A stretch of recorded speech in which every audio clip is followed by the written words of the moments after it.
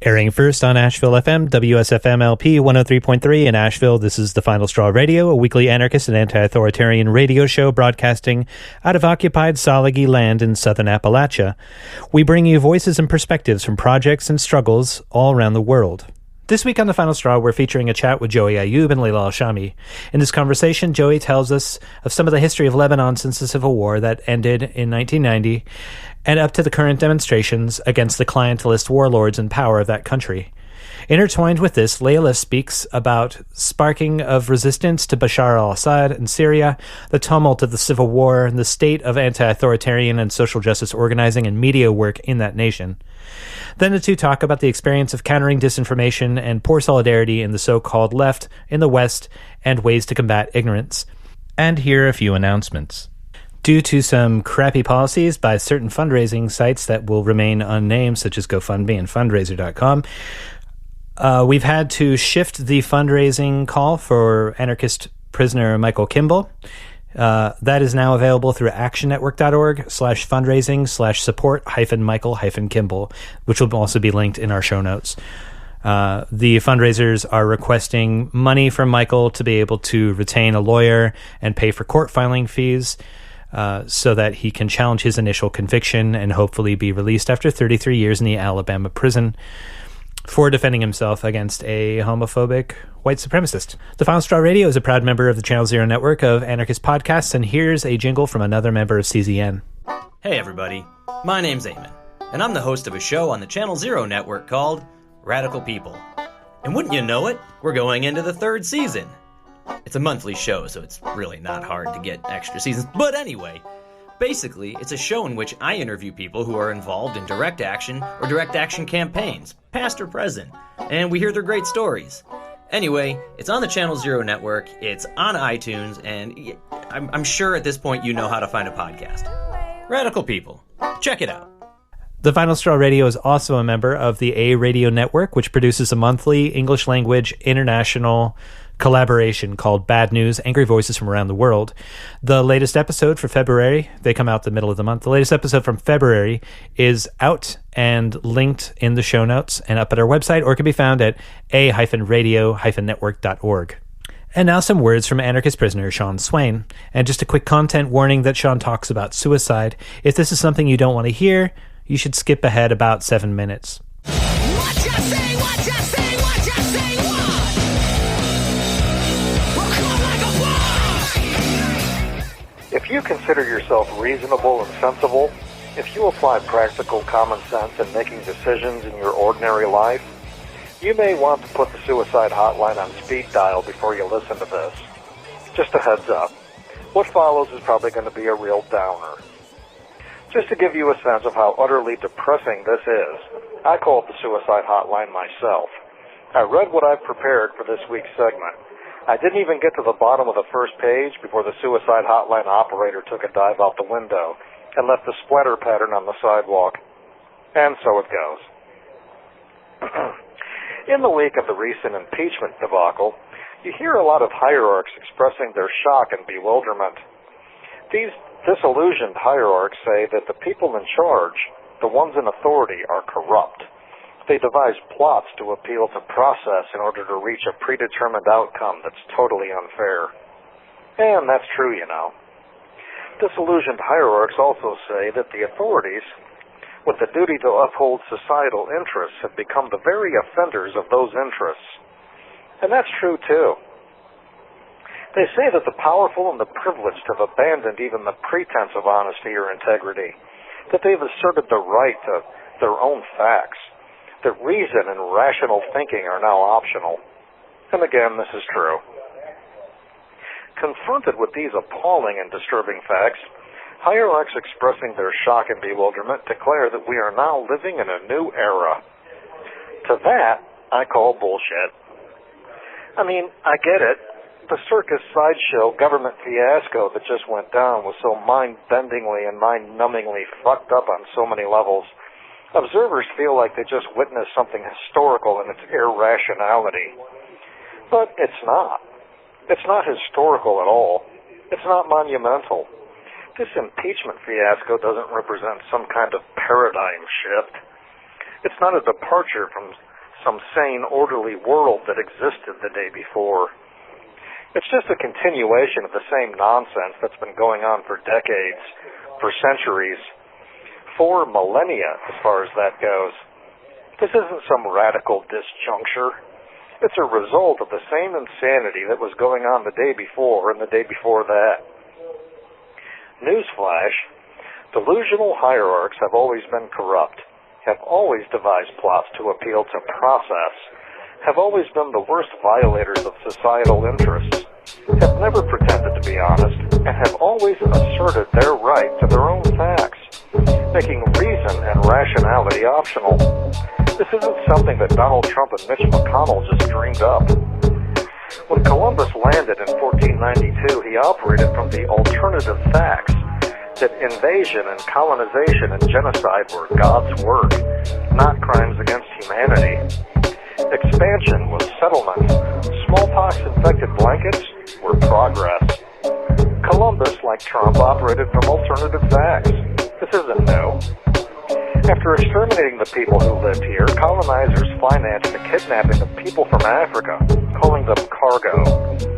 When you operate from alternative facts, humans become property. Kidnapping them and working them to death, brutalizing and raping them is civilizing them. It's doing them a favor. Industrialization and wage slavery, toxification of our world for the profiteering of the few and the immiseration of the many, is progress when you operate from alternative facts. All living things in the environment in which we live is nothing more than resources to exploit. Wars are necessary for establishing peace. Freedom is the obedience of the many to the few. The Trumps and McConnells have always run things. We have always been operating according to alternative facts, with those at the top of the pyramid scheme imposing a vast swindle to the detriment of everyone else. Sociopaths have been running everything for a long, long time. This age of Trump and these impeachment proceedings are not some blatant departure from some noble and timorous tradition. In fact, to anyone who is fully conscious and fully aware, Donald Trump, with all of his opportunistic corruption and hypocrisy, with his contempt for principles and truth, is the ultimate embodiment of everything truly Americana. I mean, I get it. For non-anarchists, for deluded hierarchs still mesmerized and hypnotized by the propaganda in their high school civics classes, the impeachment debacle they just witnessed is a shock to the conscience. But that's not really a reflection of some new level of depravity the government has just recently reached. It's merely an indication of how naive the observers were, how little they had actually pondered the long train of atrocities committed in the name of this star-spangled shit show. Maybe this serves as a wake-up call. Just maybe everyone who feels like we all got cheated and robbed will recognize that you can't vote the bums out when they're all bums, that the whole political spectrum from far right to far left is scorched earth, and there's no solution to be found in any of it. The only answer, the only way for us to be liberated from more of this, on and on forever, is for us to collectively wild out and tear it down once and for all. We don't need the right people in charge. There's no such thing as the right people. We need a dumpster fire on a global scale. Taking back the future is really simple. Gas is cheap. Matches are free. This is anarchist prisoner Sean Swain in exile from Ohio at Buckingham Correctional in Dillon, Virginia.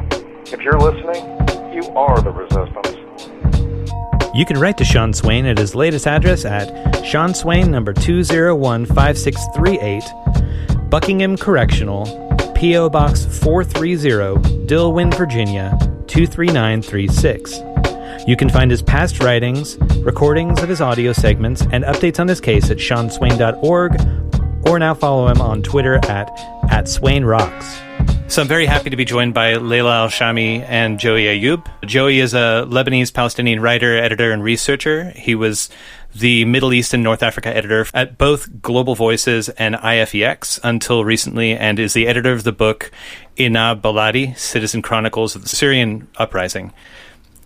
currently he's doing a PhD at the University of Zurich on post-war Lebanese society. And Leila is a British Syrian activist and the co-author of Burning Country, Syrians in Revolution and War. And thank you both very much for taking the time to chat with me. Thank you. Thank you. For this episode, I was hoping that we could talk about anti-authoritarian aspects of popular movements against the regimes in both Lebanon and Syria, and for new ways of living and what solidarity can look like in that region and from outside with those popular anti-authoritarian movements.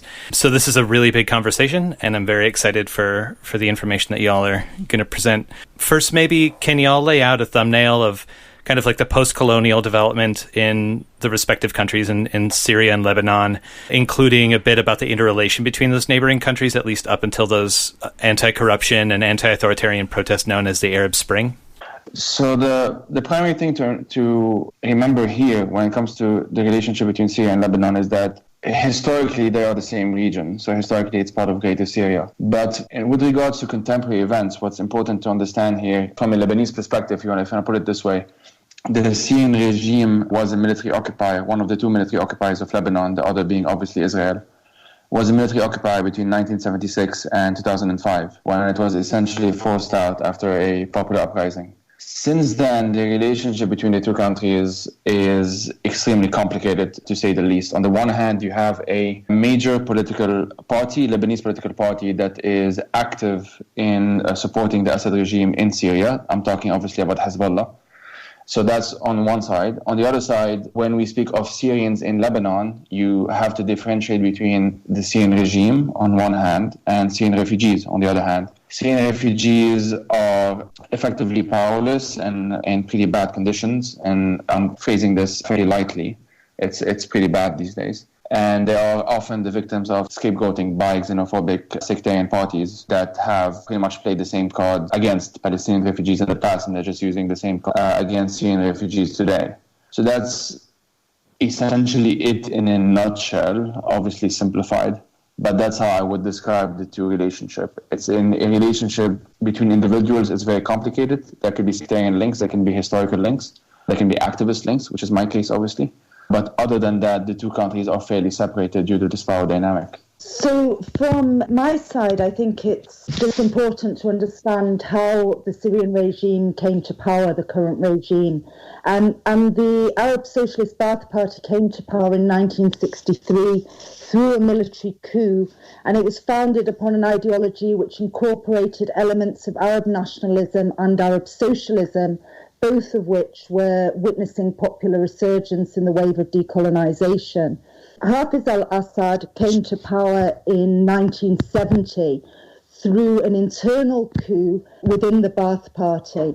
And it was under him that this totalitarian police state was built, which repressed all political freedoms. Any opposition or dissidents were very severely dealt with under Hafiz al-Assad, and this, what became known as a kingdom of silence, was built, where people were not able to express themselves politically. Bashar inherited the dictatorship from his father in 2000, and when he came to power, Syrians were hoping for an opening at that time, that they would have more rights and freedoms. But really, he continued the policies of his father in terms of political repression, and the prisons were full of Muslim Brotherhood members, Kurdish opposition activists, leftist activists, human rights activists. And there was also a very desperate socioeconomic situation. There was a wave of liberalisation of the economy under Bashar, which really consolidated the wealth in this hand of crony capitalists, those who were loyal to or related to the president. Meanwhile, subsidies and welfare that the poor relied on were dismantled. And it was these two factors, both the political repression and the very desperate socioeconomic situation, which led to the uprising which broke out in 2011, which of course arrived in the context of this transnational revolutionary wave that was sweeping the region. So I think a lot of people in the West get confused with the use of the term socialist in the expression of Baathists and have a specific understanding of what that term socialist means in that instance. Can you break down maybe a little bit for those of us that are confused about what socialism refers to in terms of Baathism? Well, the Ba'ath Party advocated socialist economics, but it rejected the Marxist conception of class struggle. The Ba'ath believed that all classes amongst the Arabs were united in opposing capitalist domination by imperial powers, proposing that nations themselves, rather than social groups within and across nations, constituted the real subjects of struggle against domination. So when they came to power, they pursued this top-down socialist economic planning based on the Soviet model. And they nationalized major industries and they engaged in large infrastructural modernization to contribute to this nation-state building enterprise, redistributing land away from the landowning class and improving rural conditions. And it was these kind of populist policies which brought the party a measure of cross-sectarian peasant support. But at the same time, leftists were purged from the Ba'ath Party. Right at the beginning, Hafiz al-Assad's coup within the Ba'ath Party was against the left-wing faction. And later, all left opposition was either co-opted and crushed. Independent associations of workers, students and producers were repressed, and these parastatal organizations said to represent their interests emerged, this kind of corporatist model. And like I said, under Bashar, there was a increasing liberalization of the economy. So it really moved away from any kind of socialist economic model towards a model which created a great deal of wealth disparity within the population.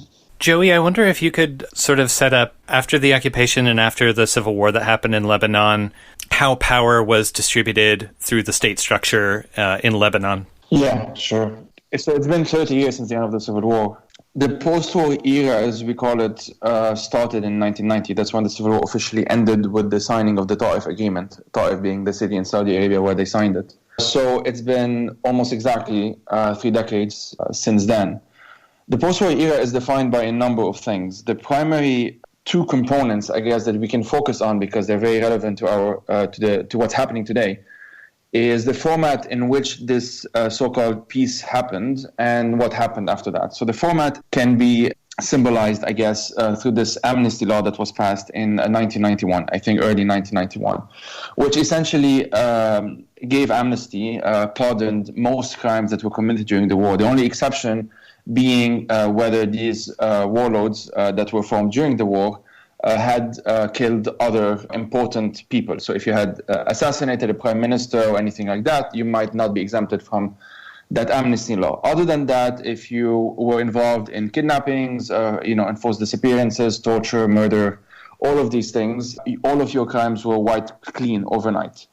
So what this ended up happening is that the warlords that made their names during the war became the warlords that entered government in the 90s. They removed their military outfits, so to speak, put on their tracksuit, their tuxedos or whatever, their business suits and stuff, and became the government. So the people that we're actually dealing with today, for the most part, are the exact same people that were the leaders, the warlords during the Civil War. The 2 very easy examples that I can give are the current president, Michel Aoun, who was a warlord in the 80s, and the Speaker of Parliament, Nabi Berri, who was also a warlord in the 80s. And these people have created this sort of clientelist, we call it them wastar in Arabic, clientelist networks, whereas the results of all of that, if you want, is that we don't really have one state. We do have one state, but that state is sort of subsumed within these sectarian networks. And the second thing that happened in the post-war, which is also as important, is what you might describe as actually existing neoliberalism. So you had a rabid form of capitalism, sort of like the shock doctrine type of scenario that Naomi Klein famously coined in her book, whereas all of the ruins of the war were further demolished for the most part. So the most symbolic example of that is downtown Beirut, which saw a lot of the violence, obviously. Large parts of it were then completely demolished instead of, being renovated and public spaces being accessible again, anything like that. And everything was privatized. So fast forward 3 decades, and we can get obviously more into the details in our conversation. we've been seeing since October 17, October 17, 2019, this symbolic date where the current uprising started, we're seeing a sort of attempt by a number of protesters to reclaim this public space that has been privatized, and to reclaim a sort of sense of identity that transcends these sectarian limits that were essentially implemented in the post-war era. They were always there. They have been part of Lebanon's, not constitution per se, but Lebanon's de facto legal reality. Sectarianism is institutionalized. It's political confessionalism is the official title of it. And since then, in the post-war era, you've had quite a lot of movements, of protest movements and everything. This is not the first one. Trying to move beyond sectarianism, trying to call for some kind of secularism, some kind of trans-sectarian identity, all of these things, with the knowledge that sectarianism isn't just let's say, a social ill in itself, in the sense that it's bad to be sectarian, but also with the understanding that sectarianism is used in a specific way in Lebanon that benefits those that are already at the top.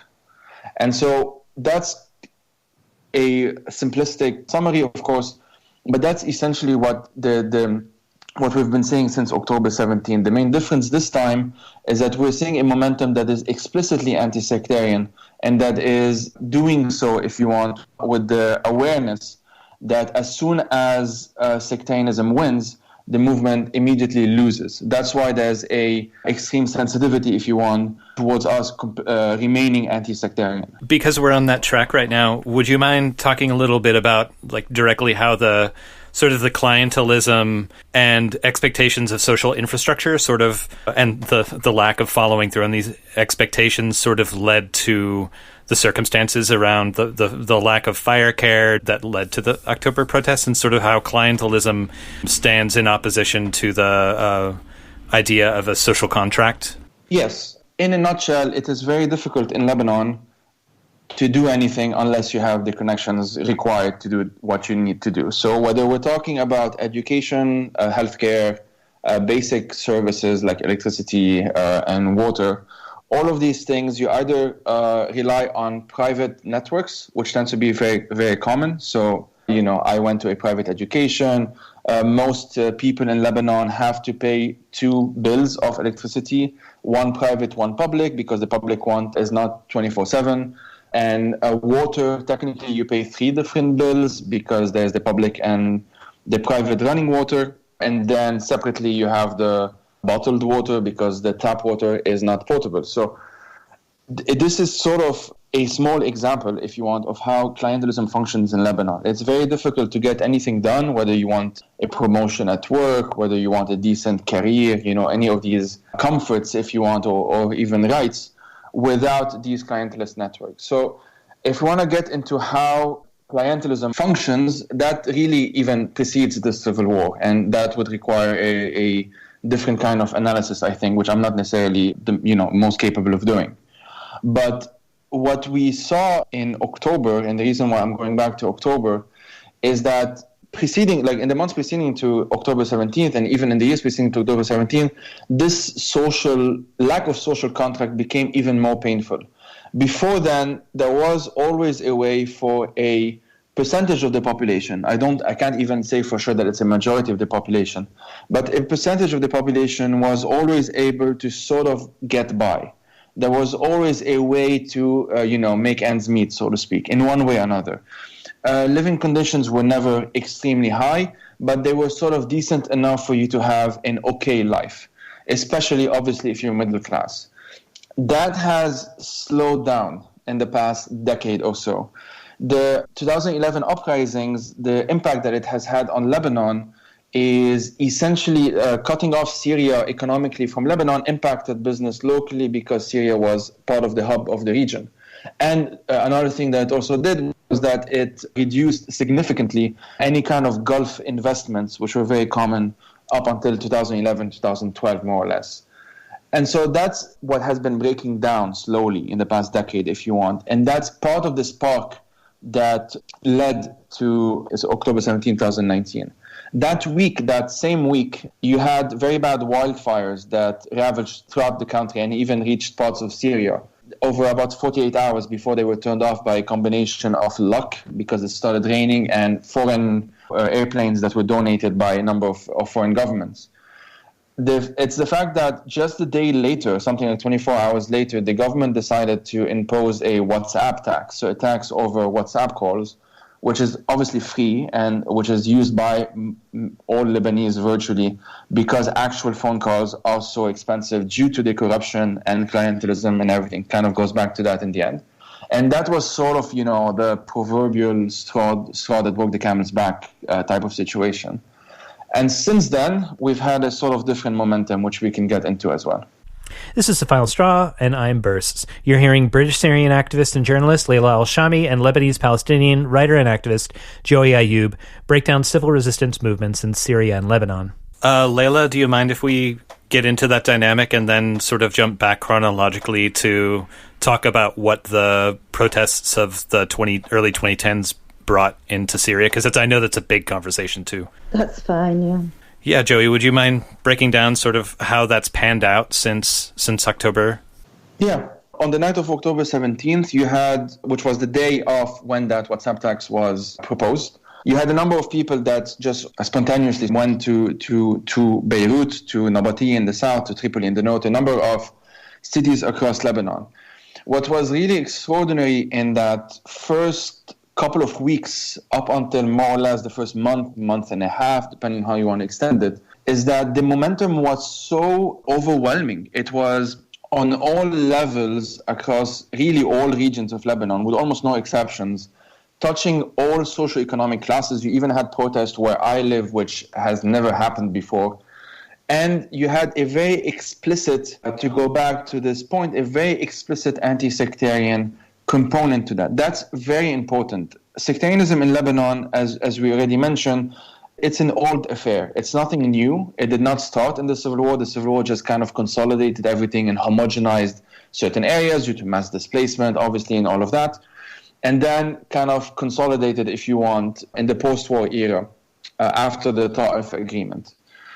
That has created a reality whereas it is virtually impossible, or let's say in practice, it just never happens, that if you're from a certain region and you're just used to seeing people from a certain sect, with the exception of the big cities like Beirut, you don't really know much about other parts of the countries where a different sect is, has the majority, let's say, in terms of population numbers. So if you come from Mount Lebanon, you don't necessarily know much about the south or about the north unless you have family connections. That's, pretty much how it works. So that's our reality. That's been our reality for 3 decades. So you didn't really need anyone to tell protesters that. It was very instinctual, which is why especially in the first month or so, it was very common to see people in Tripoli sending which is the Sunni majority area city in the north, sending their solidarity to Nabati, which is the Shia majority city and area in the south, and vice versa. And you had people, in Jounieh, which is Christian majority, in Beirut, which is very mixed, and Mount Lebanon, which is Christian majority, and Druze majority, etc., etc. You always had these explicit statements of solidarity from one region to another, from one sect to another, saying essentially, we have this thing that unites us, that is beyond, that should be anyway, beyond our sectarian alliances. That's the anti-sectarian component. The other extremely important component is summarized by the chant, Killon yani Killon, which means all of them means all of them. It's very simple. I mean, you can just kind of guess from what it means from the sentence itself. Every single politician that has participated in this post-war status quo has to go. That's pretty much what it means. It's a complete rejection of every single political leader of the post-war era, basically, whether they are currently in government or not. So that's very important because since the October 17th revolution, you have a number of sectarian parties that were previously in the government that currently are less so. They still have MPs, but they're not the ruling parties, that have been trying to essentially ride the wave of the revolution by presenting themselves as an opposition, and as opposition parties and all of that, trying to play with the binary that is the March 8th and the March 14th movement. So just quickly to say, what are these two? March 8th and March 14th are just the names of two coalitions that were formed on March 8th and March 14th, 2005. Following the assassination of then Prime Minister Rafiq Hariri in February 14th, 2005, you had mass mobilization on these two dates, on March 8th and March 14th, with respect to the Syrian regime. So on March 8th was the pro-Syrian regime that was led by Hezbollah and Amal at the time. And on March 14, you had the anti-Syrian regime, which was led by, the Future Movement, the Lebanese Forces, the Phalangists, and the Progressive Socialist Party, and other parties. They have sort of since then created a power-sharing agreement following the model of the post-war era and even in some ways of the war era. A power-sharing agreement where sometimes it's one coalition that's ruling, and other times it's the other coalition that's ruling, always fighting between each other, but always finding things in common. More things in common than things that differentiates them, especially when you have independents trying to run against both of them. That's when they sort of close ranks. And so because the current government, for various reasons, is March 8th dominated, so Hezbollah, Amal, and the Free Patriotic Movement, you have parties that were traditionally associated with March 14, the Future Movement, the Progressive Socialist Party, the Lebanese Forces, and the Phalangists, those four notably. They have been trying to place themselves in a position of opposition against this March 8-led government. And what the protesters are saying is basically rejecting that. No, كلهم يعني كلهم, all of them means all of them. You will not be able to ride the wave of the revolution. In 5 days, it will be the 4-month anniversary of these protests. And we can get into this a bit, I guess, but the momentum has changed, but it is still firmly anti-sectarian, which is very important. I think it would be a good time to maybe turn and rejoin Leila in the chronology of how this has been developing, or how anti-corruption movements have been developing in Syria, and then rejoin this conversation about the anti-corruption in Lebanon. Because you had mentioned, or Joey had mentioned, Syrian refugees being, present and placed, and the way that the fires crossed the borders. These two countries have definitely had a lot of interaction between each other. Leila, I'm wondering if you could talk about how the anti-corruption and reform movements and revolutionary movements of the Arab Spring affected and impacted Syria with the Syrian Revolution and the subsequent civil war. Well, people in Syria were generally quiet against the regime prior to 2000 when it broke out. The last major uprising had been in the end of the 70s, beginning of the 1980s, which started off as a broad-based movement against the regime, but ended up becoming very dominated by the Muslim Brotherhood due to the severe repression of those that were participating in it, and culminated in the massacre of Hama, where thousands of people were killed and much of the old city of Hama was destroyed by Assad's air force. In addition to that, thousands of people disappeared into regime detention. Many of those were never seen again. So this experience of such brutal repression had kept Syrians quiet since that time. But then when the Arab Spring, as it came to be known in the West, emerged in 2010, 2011, people in Syria were seeing what was happening in Egypt, what was happening in Tunisia, and the governments being brought down there, and they began to ask, why not us? So this gave people a new generation that hadn't experienced directly the repression that occurred before, gave them the strength to go out onto the streets and start demonstrating themselves. Now, unlike Tunisia and Egypt, people in Syria didn't go out onto the streets calling for the fall of the regime initially. What they were calling for was reforms. The reforms that they wanted were things like a multi-party system, the release of political prisoners, a free press, these kind of things. And these were demands which had been taken up in 2000 when Bashar first came to power, and people thought there was an opening for change. There was a small movement. It wasn't a popular, broad-based movement like we saw in 2011, but it was a movement amongst intellectuals, human rights activists, that started calling for these kind of reforms when Bashar came to power. That movement, again, was severely repressed, and all hope for change under Bashar died at that point until 2011, when what happened in Tunisia and Egypt really reignited the hopes of a new generation. So they came out onto the streets calling for reform, but the brutality of the response by the state, which immediately began meeting peaceful, unarmed, pro-democracy protesters with gunfire, massive waves of detention and repression, this radicalized the movement. It caused it to spread rapidly across the country, and it called for people to start calling for the fall of the regime and even for the execution of the president. So it was the regime's repression which really catalyzed the movement spreading and becoming a revolutionary movement.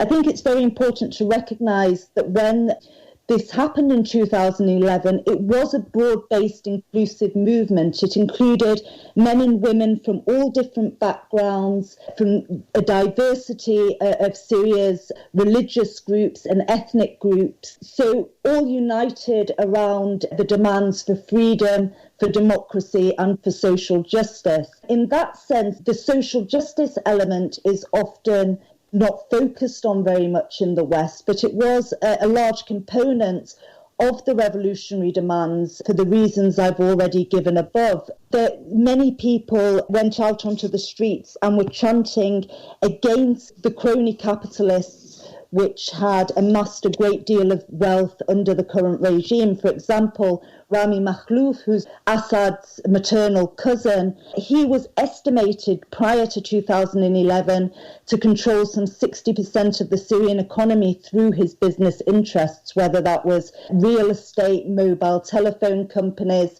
etc. And there were large chants against him on the streets and against these other crony capitalists.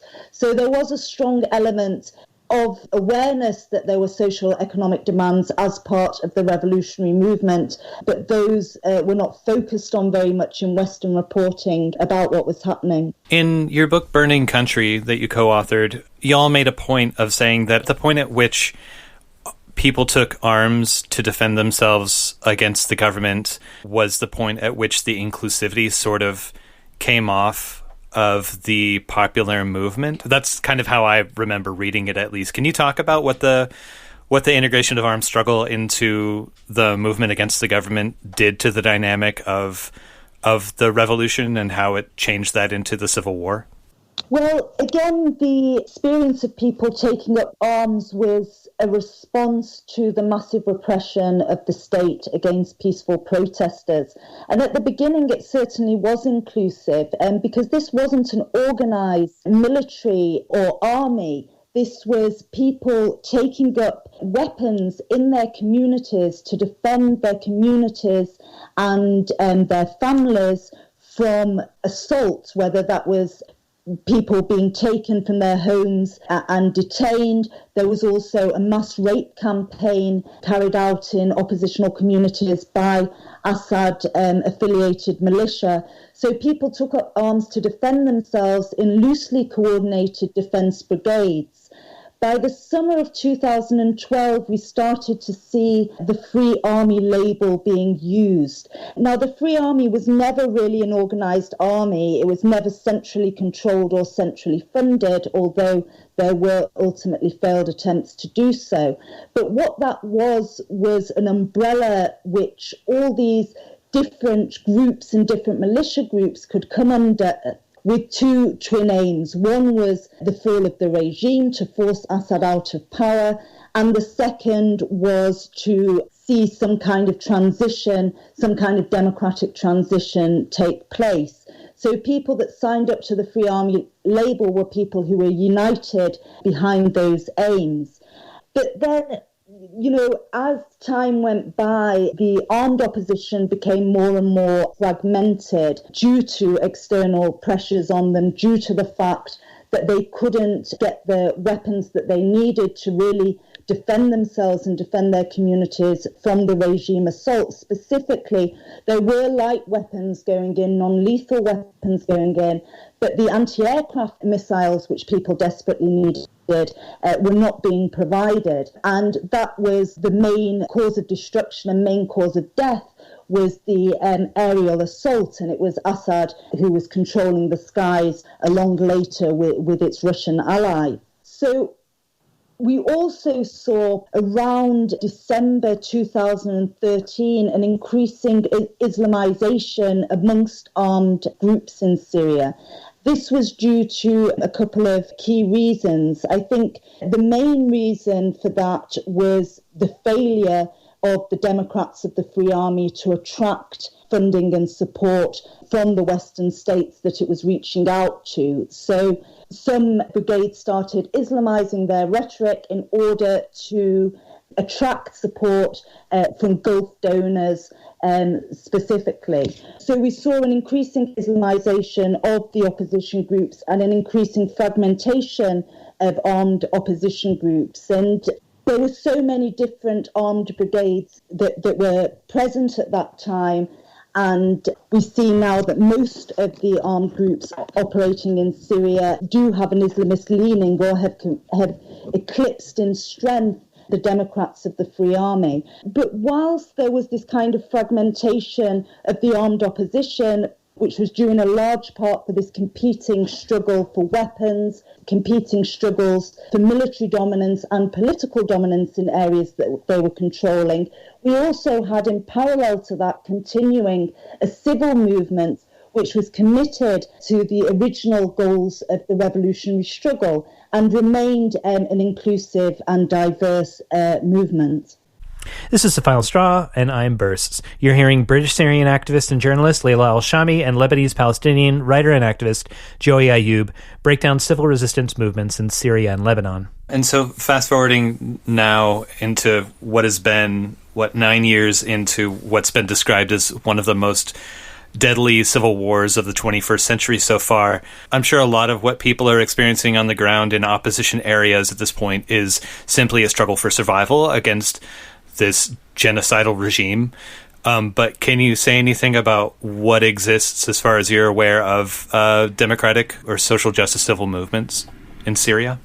Well, I think there's plenty of Syrians which are still committed to those ideals of the revolution, and there's plenty of Syrians working today within their communities trying to keep things functioning. Plenty of civil society organisations that are continuing to do media work, that are continuing to assist the displaced, that are trying to keep hospitals functioning.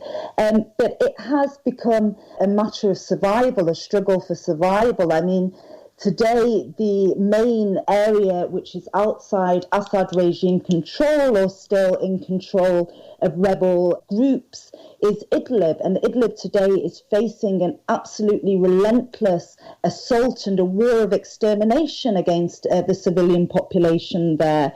Since the assault on Idlib began in April, over 1 million people have been displaced, and nearly 700,000 people have been displaced since December just gone.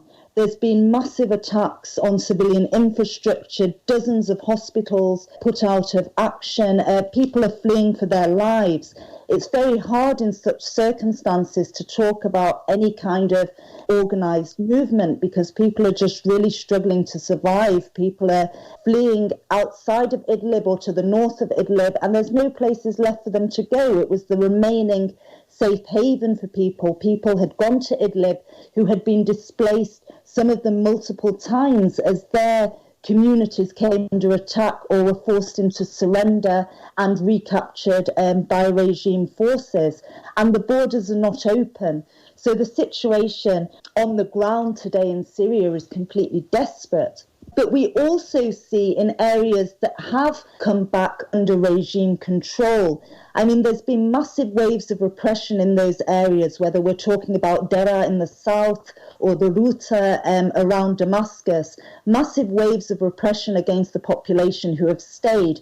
People, anyone who's seen to have been in any way affiliated with the opposition have been arrested and detained. Young men have been rounded up and sent to the front lines to fight, basically on missions on which they're not going to return from. But we have also seen that resistance has continued. There have been waves of protests happening in Dera, extremely courageous. People that are under regime-controlled areas have still been protesting, calling for things like the release of prisoners, protesting against the desperate economic situation. Just in the past couple of weeks in Swain, which is a Druze majority area, people have been out onto the streets protesting against a very desperate economic situation, also protesting against corruption that they've seen. And in Dera as well, waves of assassinations against regime forces. So whilst the organised resistance movement, organised civil society has been very much crushed over recent months as the regime has taken control, people are not able to operate.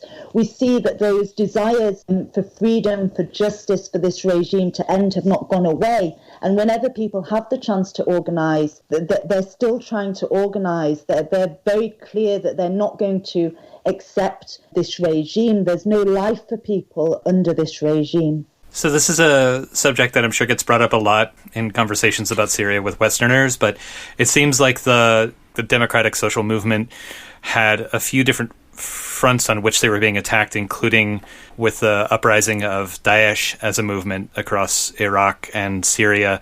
In your experience, is Daesh still a threat against social movements, or has it been crushed as it's been presented in the Western media?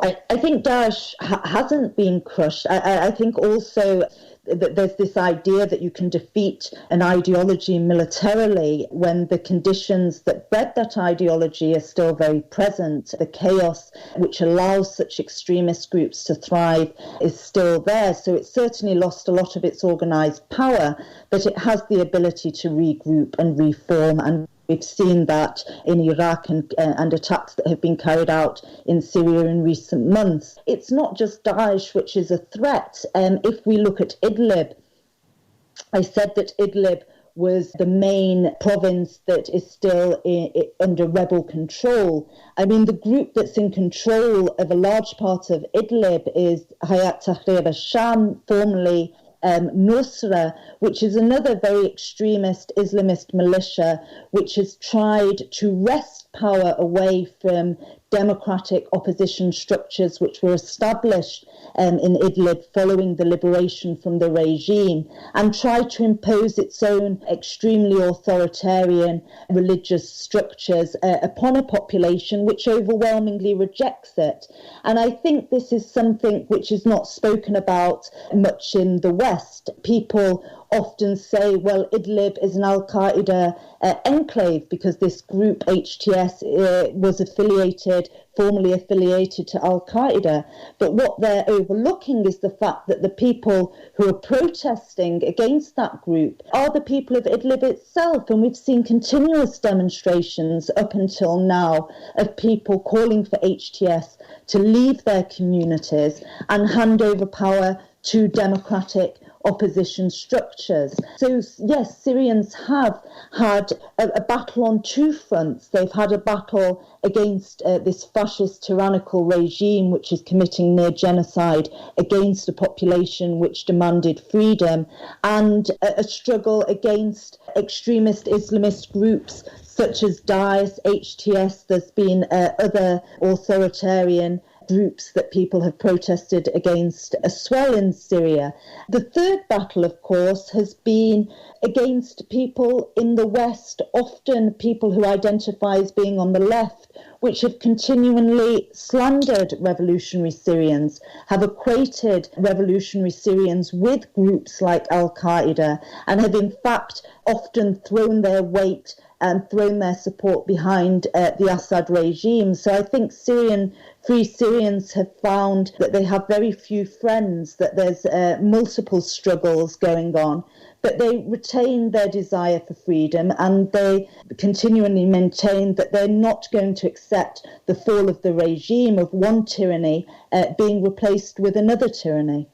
I would imagine that a lot of that is based on ignorance and a lack of, as opposed to like an actual belovedness of Assad, which is not to apologize for it. But I wonder, I'd like to get to maybe at the end of the conversation from the both of you, what would be some good sources to keep up on voices actually from the ground, including the media that you both are putting out, also with perspectives of people that live and fight in these areas and love in these areas. One thing that I think was fascinating from this one conversation, Joey, to bring you back into this, on an episode from November of the Arab Tyrant Manual, you and another guest, Timur Azari, were talking about the calls for solidarity with the Syrian people that were coming up in the chants of Lebanese protesters.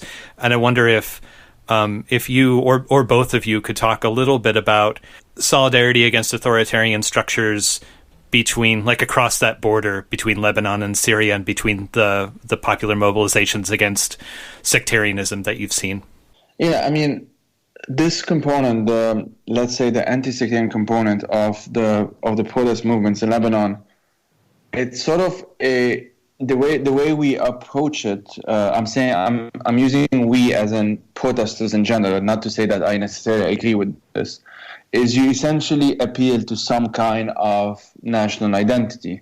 So if you're saying, for example, well, I as a Christian, as a Shia, as a Sunni, as a Druze, it's one thing to have my religion, that's fine, but there should be something that unites us further than that. And what is the thing that unites us besides that? Is the fact that we're all Lebanese. That's a double-edged sword, in the sense that in the same way that nationalism can unite people across sects within one nation state, it can also otherize people who are not even Lebanese in the first place.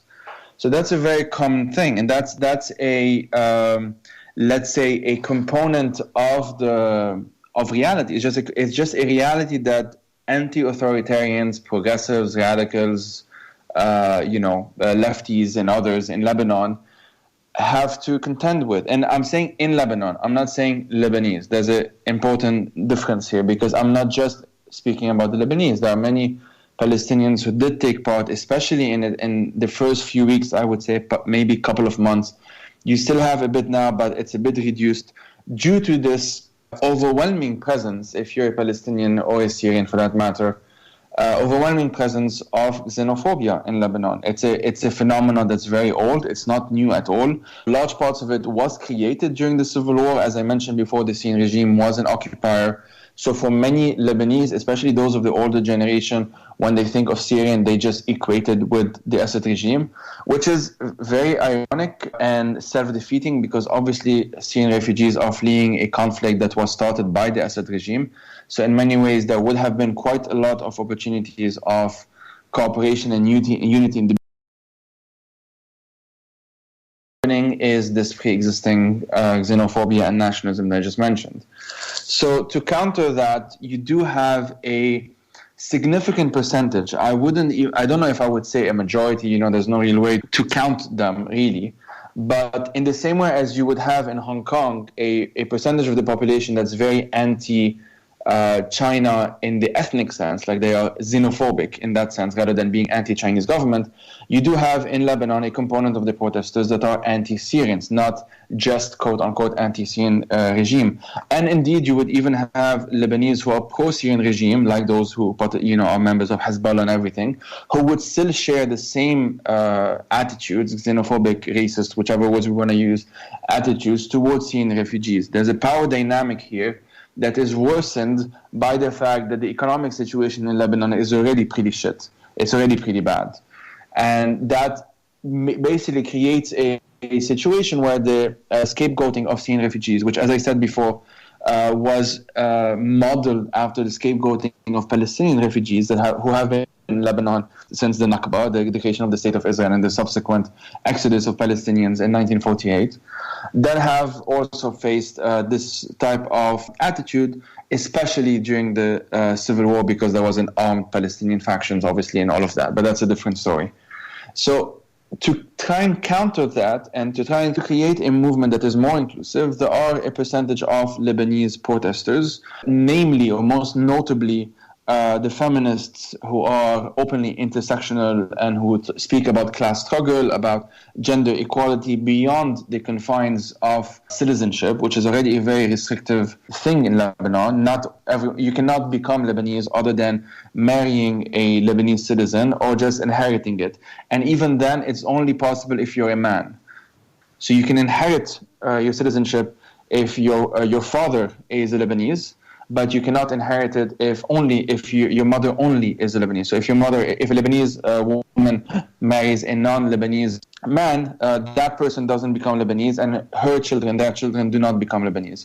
So you have even a percentage of the population in Lebanon that aren't even legally Lebanese, but that are in effect Lebanese. So what the progressives are saying is that given that we understand reality, that someone can be Lebanese and not Lebanese at the same time, let's also accept that there are people in Lebanon, especially Palestinian refugees, that have been here, as I said, for several decades, many of whom, like my own grandfather, became Lebanese due to sectarianism at the time. That's a different story.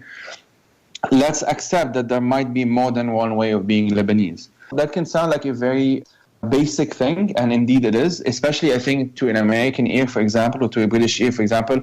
It is, despite all of the problems, well, these days it's getting worse, obviously, with the rise of white supremacy, but there is sort of a general understanding, at least with maybe I would say a majority of the population, that there are multiple ways of being this one identity. You can be, African American, Latino American, etc., etc. In Lebanon, this doesn't really exist. The only flexibility is basically if you have a foreign passport from one of the governments that are seen as better than yours. So you can be French Lebanese. That's sort of just accepted. That's fine. No one's going to complain about these things.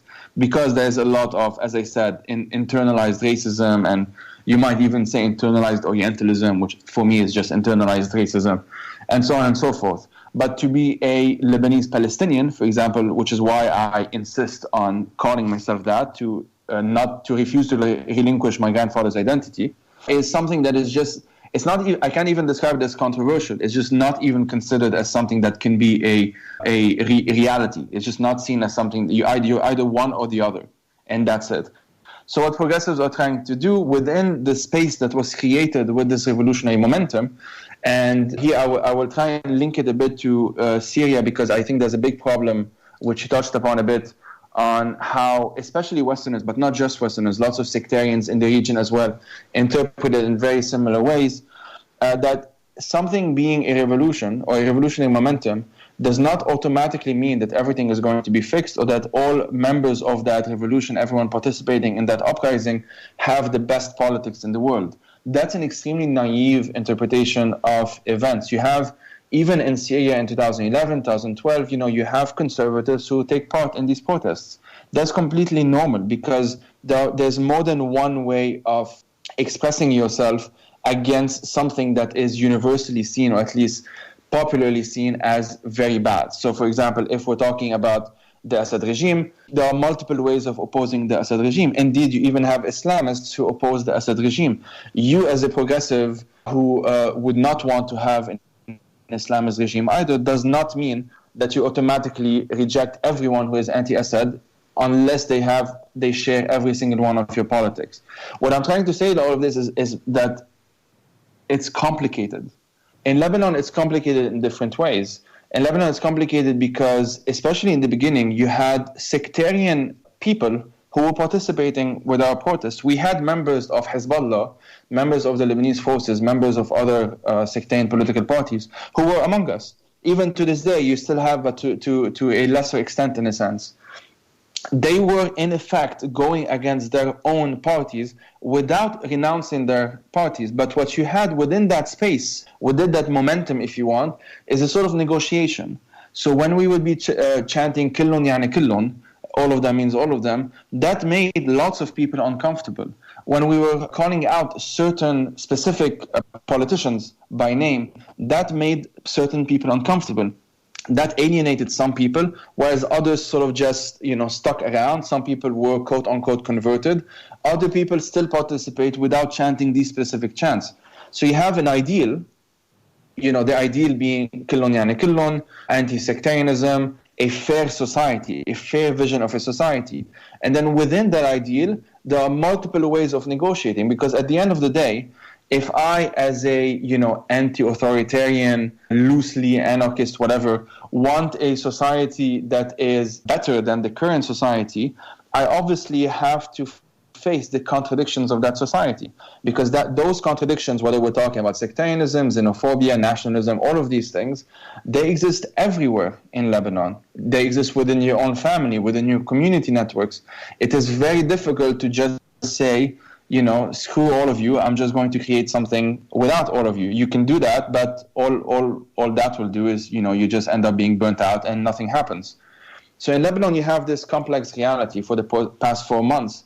And in Syria, it's on a different scale. On Syria, the main difference between the two is that in Lebanon, you don't have one dictator. You don't have a Bashar Al-Assad or a Gaddafi or, Ben Ali, Mubarak, etc., or Saleh, whatever. You don't have these figures. You have, you might call them mini dictators if you want, but it's just more accurate to call them warlords and oligarchs that have created a power sharing agreement between them, as we said before, in the post-war era, and that have their own resources because they have obviously embedded themselves almost completely within the state. The state is them. So the state is not this one thing, this centralized thing where you just have, orders being given top down and everything. You actually have multiple factions within that state that aren't even always in coordination with one another, and you have this reality on the street that you have to navigate through. So when I see, I kind of joked about this in the past, but I'm very serious as well. Like, Lebanon is very lucky in a sense that most Westerners don't know anything about us, because we don't also have to face the additional time spent online, especially debunking all of these conspiracy theories that are thrown at us. Syrians not only have to deal with, I'm talking obviously about anti-authoritarian Syrians, not only have to deal with the regime itself and Russia and Iran and, depending on when you are in Syria, Turkey, and all of the sectarian militias that were sent by Iran, including Lebanon's own Hezbollah. They don't only have to deal with these factions, they also have to deal with the authoritarian factions that have taken roots in some of these areas, HTS, as Leila just mentioned, in Idlib. Before, in Eastern Ghouta, you had Jaish al-Islam, etc., etc. They don't only have to deal with these, but in addition to all of this, they also have to deal with the combined cynicism and indifference of this so-called international community. And at the same time, they have to deal with this reality, whereas lots of Westerners, especially Western leftists, who live in societies that have not seen this kind of authoritarianism in decades, if not centuries, if ever. If we're talking about the United States, for example, just projecting their own ideas, if you want, or whatever, upon Syrians, and even smearing anti-Assad Syrians that, as I said, have to deal with all of this, instead of standing in solidarity with them, learning from them, just trying to figure out what's going on. Because of this, American-centric interpretation of the world, or Western-centric interpretation of the world. Now, just to add on one note, the reason why I said it's not just Westerners is that you also have a similar phenomenon. It's different, but they sort of work with one another amongst sectarians in the region. So you can have sectarian Palestinians, you can have Lebanese sectarians, you can have Syrian sectarians, Iraqis, etc., that are usually aligned in one way or another with Iran or with Saudi Arabia to a lesser extent these days, but it was a fairly big component up until very recently. But I mean, that's a different story. And who also essentially claim the right to narrate, because the right to narrate is obviously a big component here. I've seen this interaction a few times. A Westerner who is saying something that's against the Assad regime. I, as a Palestinian, I, as a Syrian, I, as a Lebanese, don't you dare speak on our behalf. This is all a foreign conspiracy. Just leave us be and everything. Of course, leave us be does not include calling for the Iranians and the Russians to leave. That's totally fine because they are obviously there to save the regime. So what I'm trying to say with all of that is it's not just enough to say, well, I'm going to listen to Syrians now, I'm going to listen to Palestinians now, I'm going to listen to Lebanese now. What's also as important, I mean, that's obviously very important, but what's as important is to also maintain an anti-authoritarian politics. There are Syrians, Palestinian, Lebanese, just because we're focusing on this region now, that are anti-authoritarian, many of whom are still trying to figure out their politics. As Leila mentioned, many Syrians really did not even have time and do not have time to waste really trying to debate among themselves whether they want to call themselves leftists or liberals or anarchists or socialists. I mean, in many ways, that's a privileged discussion. That's a discussion that you can only have when you're not fighting for your life. So you have these two countries, and I can wrap it up in this way, that both have their own history. Yes, there are definitely interlinks, especially historically, and the fact that, as I said, Hezbollah is one of the major parties and is a major reason why Bashar Al-Assad is still in power and, for that matter, is still alive. There are these components, and the fact that Syrian refugees are in Lebanon and so on and so forth. But other than that, there are internal dynamics that work parallel to one another, even independently from one another. And if there are people outside of the region who call themselves anti-authoritarian and who want to learn about these struggles, these contexts, these stories, these histories and everything, there are ways to do so. That's the good news, if you want, is that resources in English are abundant. If we were talking about, I had this conversation a few days ago with someone whose English is very bad, who only speaks and reads Cantonese, it's much more difficult for that person to get good information on Syria. But honestly, for English speakers, there's really no excuse. This is The Final Straw, and I'm Bursts. You're hearing British Syrian activist and journalist Leila Al-Shami and Lebanese Palestinian writer and activist Joey Ayoub break down civil resistance movements in Syria and Lebanon. Leila, one of the things that the reason I first heard your name, I think, besides Burning Country, was in reference to Tahrir-ICN coming up in the 2010s. Can you talk a little bit about that project as relates to this idea of, even though Joey just said that there's a lot of material that's available in English that's literally from the mouths of people that are experiencing these things, can you talk about that project and sort of what became of it, how it developed, and what impacts you saw it have? Sure. Tahrir-ICN was an attempt exactly to address this issue of a lack of knowledge of anti-authoritarian struggles in the region outside of it. So a group of activists came together, myself included, with the idea to build this network that would link anti-authoritarian activists in the Middle East, North Africa and Europe, and have two components to it. The first was an information sharing platform through establishing a blog and social media accounts.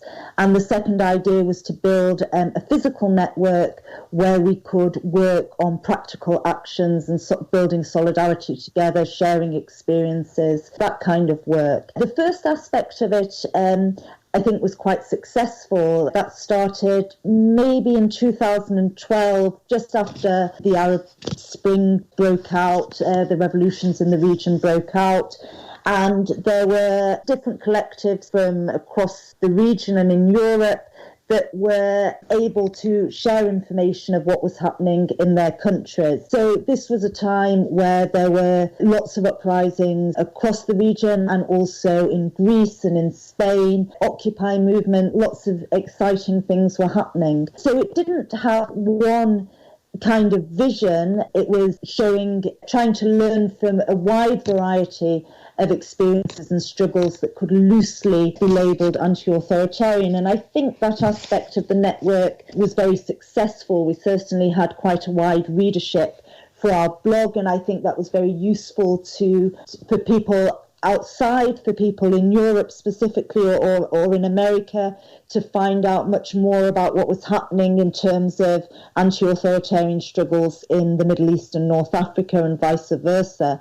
The second aspect about building a physical network, we started to have a number of discussions about hosting an event to bring people together. There was certainly a lot of interest in that.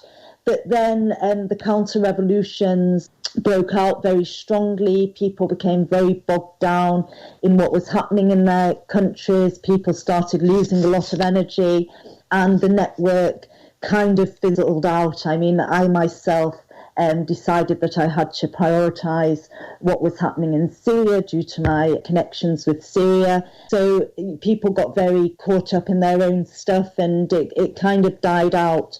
But I think that for the time when it was operative, it provided a very useful source of information to learn about each other and to see the wide variety of struggles that were occurring. First, for the sake of staying educated and informed about what's actually going on in this region of the world, can y'all talk about maybe some sources, some resources that we have in particular in English that we could be relying on to better get a grasp? And also maybe some resources that you think are trash and we should avoid? That would be very helpful. I mean, from my side, I would encourage people to look for resources which are produced by people who are living in or connected to the regions themselves. I think that's very important, to try to go to native sources where possible, to people who have a very real understanding of the issues because they're directly affected by them. And as Joey said before, we've been very privileged that there is so much information available in English. There's so many activists who are very active on social media across the region that you can connect with on Twitter, on Facebook, that are telling their stories. From Syria, there's so many great independent media initiatives. You have Anna Baladi, which Joey worked on producing a book from some of their texts, which was established by women in one of the main revolutionary towns known as Daraya, which had some amazing experiences of self-organization in that town, and produced this magazine which produces also in English. You have Al-Jumhuriya, which was established by Syrians, which is great for analysis of the region. So I would encourage people to find out a bit more and to go to these sources and to really try to educate themselves, because I think the first and most important aspect of solidarity is correcting the information. There is so much disinformation circulating about what is happening in the region, and it's so exhausting for activists that have much more important struggles, as Joey said, than focusing on correcting the narrative. It would be great if some of that work could be done from the outside. It would certainly free up Syrian activists to focus on other more practical things that they need to address.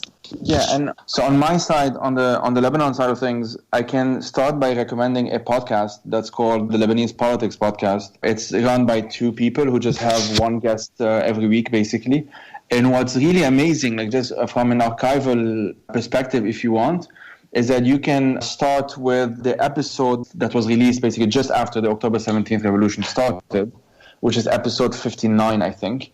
And since then, it's been almost once a week since then, more or less. So you have, let's say, 12 episodes in English, I should add, roughly an hour each, 50 minutes to an hour each, in which they go back to the events that happened this week, and then they interpret them, and they talk about them. But it is as objective as it can get, really.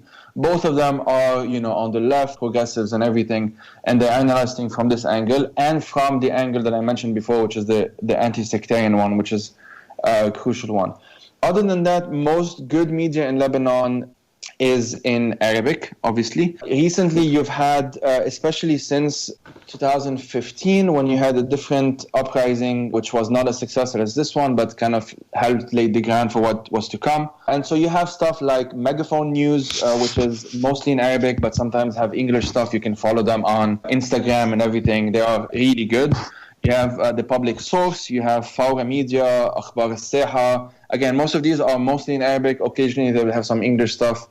And I can happily also put together a list. There's a Twitter list that I set up specifically on people who are reporting on the post-October events. Most of it, again, is in Arabic, but occasionally you have some stuff in English, and you can easily just use the translation button on Twitter. It works fine. It's, as I said, it's fairly easy. And on that note, as well, if it's okay, a lot of the voices of anti-authoritarian Syrians are present in mainstream American, British, Anglo, media. Just recently, you had For Sama, the documentary that was nominated for the Oscars and that won at the BAFTAs. You had the White Helmets documentary last year or 2 years ago. You have a bunch of really good war-related, I guess that's the general genre, but it's more personal documentaries popping up, like kind of a personal narrative type of documentaries.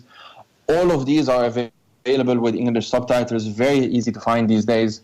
The main thing to challenge really is disinformation, which is at the local source. So it's kind of, I would basically say that this is an American problem much more than since we're talking about Americans here specifically, than a lack of information, let's say, because, you know, as I'm sure you know, as soon as you mentioned the White Helmets, there's a lot of disinformation and propaganda that happen online among leftists, which ironically they share quite a lot with the far right as well.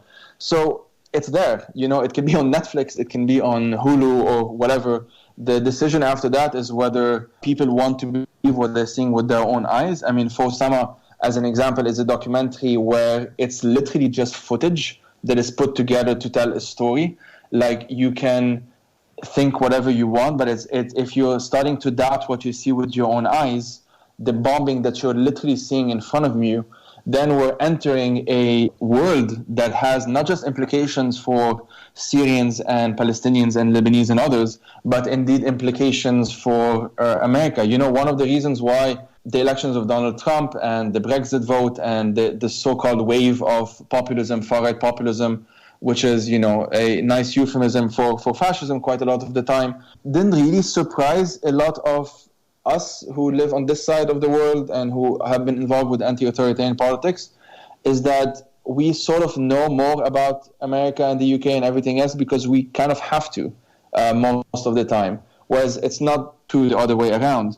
So some of the signs that we're going to a dangerous international moment were already present in Syria, you know, as early as 2013 with the chemical massacre in Eastern Ghouta, among other factors.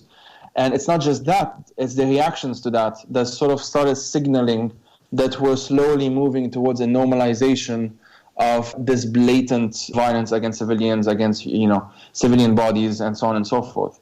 So, sorry, that was obviously a longer response to the question about media, but it is really all interlinked. What progressives in Lebanon, and here I'm using progressive as a, you know, wide umbrella term, anti-authoritarian, lefties, progressives, etc., what they're trying to do is to create a different mediascape, a different media landscape that is outside the norms, if you want, or outside a counter-narrative to the dominant narratives in Lebanon, because they're very controlled, are very influenced anyway by the sectarian status quo. Many of them are owned by the sectarian parties, etc., etc. With Syria, it was very different because there wasn't really any independent media before 2011. You had very small pockets, but most of it was just Diaspora, if even then not as many.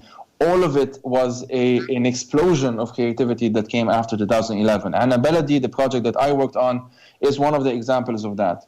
So you can really, if you want, you can literally just go on Ana Baladi. They have an English section. Obviously, most of it is in Arabic, but they do have an English section. You can use the Chronicles of the Uprising, which is a free PDF available online.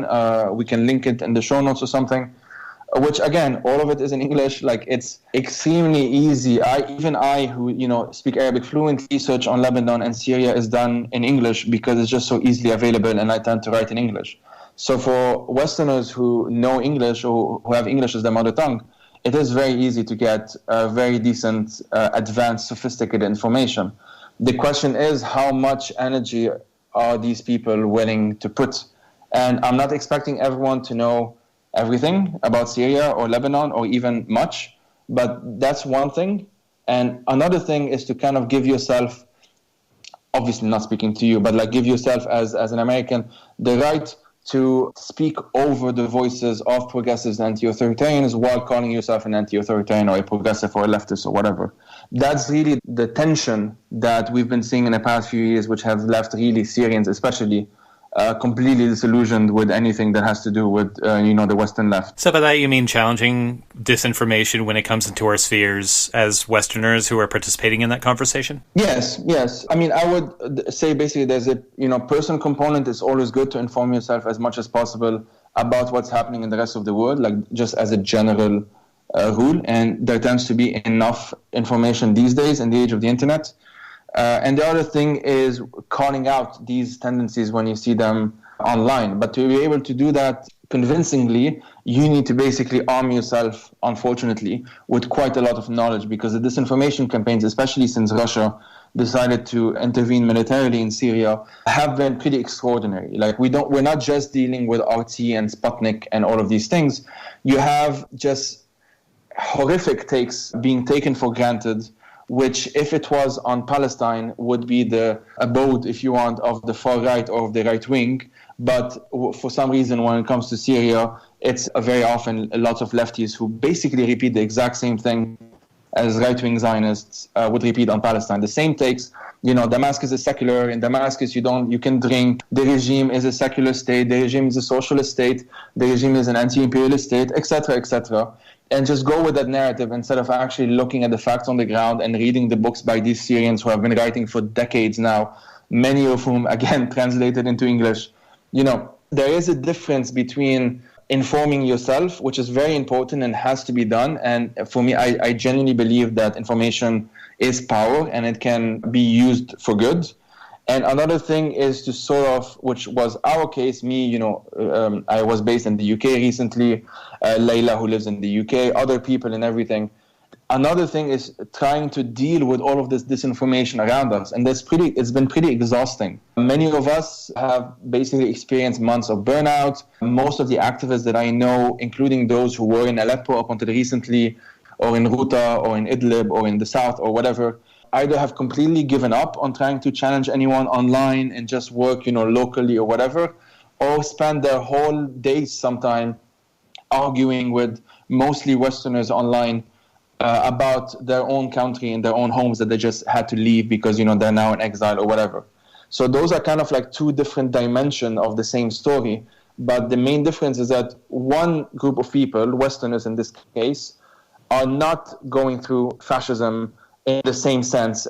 There's definitely that threat, especially these days, but it's still not at the level of an Assad regime controlling everything and barrel bombs and having foreign powers invited into your country and everything like that.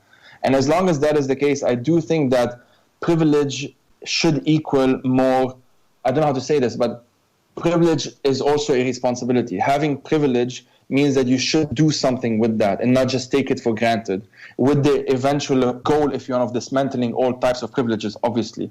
But in the meantime, use the knowledge, the access to knowledge that you have, and inform yourself on what's been happening in Syria, especially since 2011 or since 1982 with the Hama massacre, as Leila mentioned, or whichever where you want to start, instead of just, getting stuck in these echo chambers, which have been fairly common, unfortunately, with the Western left. Like just to point out, because if listeners have been consistently listening the last few episodes, there's been a lot of jabs at RT and Sputnik and these like Russian media organizations that are pointed outwards. Propaganda also comes from Western, quote unquote, mainstream media sources. They come from, from government agencies. They come from BBC. Like it's not that any of these sources necessarily in and of themselves present a full and trustworthy expression of what's actually going on, because even if they had the best intention, they couldn't. And so it really is up to us who have the privilege and the opportunity, especially when all this stuff is being laid out in English, as you both have said, you don't have to read everything that's out there, but like seek information from different sources that seem credible to you. Like think critically for your own sake and for the people around you about what these sources of information are. Do they make sense? How do they match up to other reports from other people? If they seem like there's a diametric opposition between information that you're getting, dig a little deeper and see what seems to fall on Occam's razor of being the most reasonable approach. Do you all have the white helmets thing? Is a kind of new? I mean, I've like heard reports of the white helmets, or like heard them being interviewed, for instance, on Democracy Now! In the past. But I'm wondering if either of you have the energy to talk really briefly about that, or any of the other, to even just touch on some of the conspiracy theories that people maybe don't realize are conspiracy theories and that they maybe need to challenge. You don't have to answer to them. If you don't have the energy, I understand, because you've just talked about how energy draining it is to have to argue with Westerners about these things.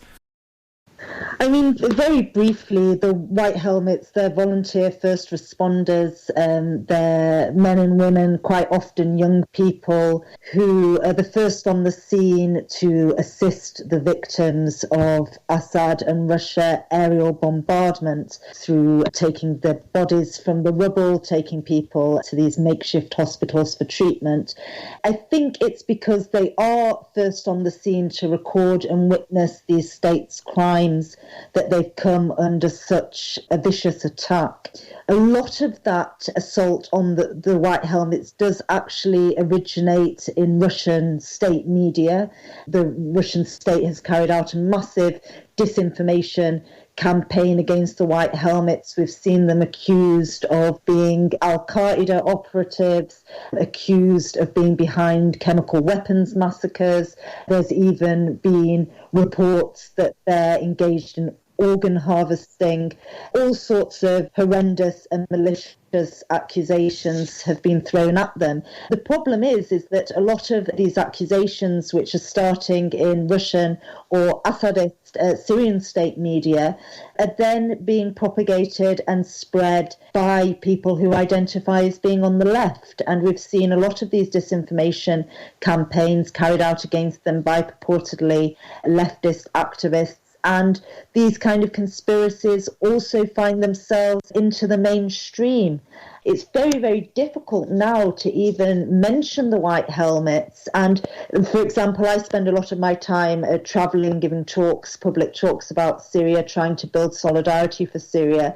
And even when I come across people who are generally sympathetic to what I'm saying, they're not supportive in any way of the Assad regime. They seem to want to stand in solidarity with free Syrians. They will come up to me at the end of the talk and say, well, what about these White Helmets? We've heard this, we've heard that. So this campaign of disinformation has been very successful in kind of polluting the public space in such a way that really makes any kind of practical solidarity with revolutionary Syrians almost impossible. So, it's so dangerous at the moment in a place like Idlib, where international aid agencies have all pulled out. You're seeing massive targeting of residential infrastructure and survival infrastructure, hospitals, schools, water supplies. It is the White Helmets who are there, who provide the only lifeline for people that are facing that kind of assault. And the fact that they're so maligned and slandered when they're really, people that we should be standing behind, we should be supporting, they're in desperate need of funding to continue their work. It's very, very difficult to constantly face these kind of attacks. Yeah, I would use there's an example that I think is very potent. Like Russia's online disinformation campaigns have been widely studied by now. One angle that I think isn't fully as well understood or maybe acknowledged, especially by these tendencies among leftists, let's put it a bit simply, is that the narrative or the discourse that Russia appeals to, or that pro-Assad folks or pro-Hezbollah folks appeal to, is identical to the war on terror narrative that was obviously popularized, or whatever words we want to use, by George W. Bush in the aftermath of 9/11. The whole "you're either with us or the enemy" mentality was literally almost quoted verbatim by Hassan Nasrallah, the leader of Hezbollah, just a few weeks ago. And there is this discourse that has been enforced essentially and rendered hegemonic in some circles, if you want, of the broader left, especially the Western left, but not just. There are Arab leftists who are like this. I've met some African leftists who have said, romanticize Gaddafi. I've met some Indian leftists. It is a wider phenomenon that goes really beyond left, right, and all of this. I think it's a matter of disinformation, of authoritarianism, and all of these things. But Russia in particular has a obvious interest in people believing that the White Helmets are terrorist groups, because under the war on terror, terrorist groups are fair game. You can shoot them. It's really that simple. So it's one instructive way of understanding this is Russia, for example, it's RT, the Russian embassies on Twitter, There are various embassies. I think the South Africa one has a particular notoriety for some reason, the British one, etc., etc. They post these disinformation or fake news or smears or whatever tweets against the White Helmets, against the documentary The White Helmet at the time. There was a photo of bin Laden receiving the Oscar. All of these things are Islamophobic smears that have been widespread especially since in the aftermath of 9/11, which Russia itself has utilized in the past in Chechnya, and which in Chechnya is very important here because one of the Russian embassies also tweeted at some point some years ago, I think, yes, it must have been during the fall of Aleppo up until the few weeks before the fall of Aleppo, basically showing a before and after picture of Grozny in Chechnya, basically, eradicated by Putin and then rebuilt. And the message was, this can be Aleppo. And if those among us who call themselves anti-authoritarians do not understand the consequences or the connotations of what this means, then we're basically saying that we do not really care about groups of people that are vulnerable in our own societies, let alone in other societies or, in the wider world, including Syrians in this case. So the disinformation campaigns don't just tell you something. They also tell you what not to think. So the point is not just it's the whole, what's the name of that book? What is it? Nothing is true and everything is possible, that book. It's kind of that sort of mentality. So the idea is that after a talk, like Leila that she was mentioning now, even people who are generally sympathetic would have sort of this doubt in the back of their mind, and about the White Helmets, or about a certain city, or about this, or maybe they don't know who the rebels are, or really any of these things. And the fact that it just stays in the back of your mind, it sort of just festers there. It stays there, and that alone is enough to reduce any momentum when it comes to solidarity, because then you will spend hours, days, months, a lot of time thinking about this instead of thinking of how to help, let's say, anti-authoritarians in Syria or in Lebanon or elsewhere. And eventually what it does is just discourages people from really looking further. If you, as a neutral observer, open the news now on Syria, there's very little that would just captivate your attention, so to speak. It's been going on for so long. There are so many foreign powers involved in all of this and all of that. And that can just turn off lots of quote-unquote neutral observers, or people who are well-meaning but just don't know where to find the information.